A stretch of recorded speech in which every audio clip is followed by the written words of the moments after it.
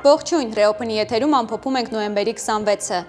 4 օր է ինչ Հայաստանի տարբեր մարզերի անտառներում ու հանդերում հրդեհներ են։ Առաջին բռնկումը Գեղարքունիքի մարզի Ճամբարակ Թթուջուր հատվածում էր միանգամից 3 օջախով։ Հրդեհի առանձին օջախներ էլ Տավուշի մարզի Իջևան եւ Բերդ համայնքների անտառներում են։ Ըստ մասնագետների Երևանը հիմա մշուշի մեջ է։ Հրդեհները ամբողջ հանրապետության օդի որակի վրա են ազդում։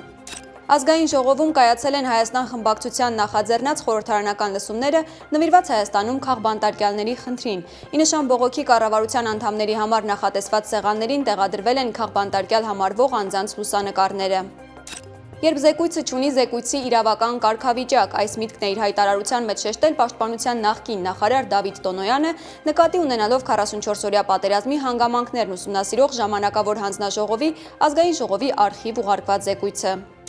Միացյալ Նահանգների նախագահ Դոնալդ Թրամփը հայտարարել է, որ շատ մոտ են Ռուսաստանի եւ Ուկրաինայի միջև խաղաղության համաձայնագրի կնքմանը։ Դա հեշտ չէ, բայց կարծում եմ, որ մենք կհասնենք դրան, հավելել է Թրամփը։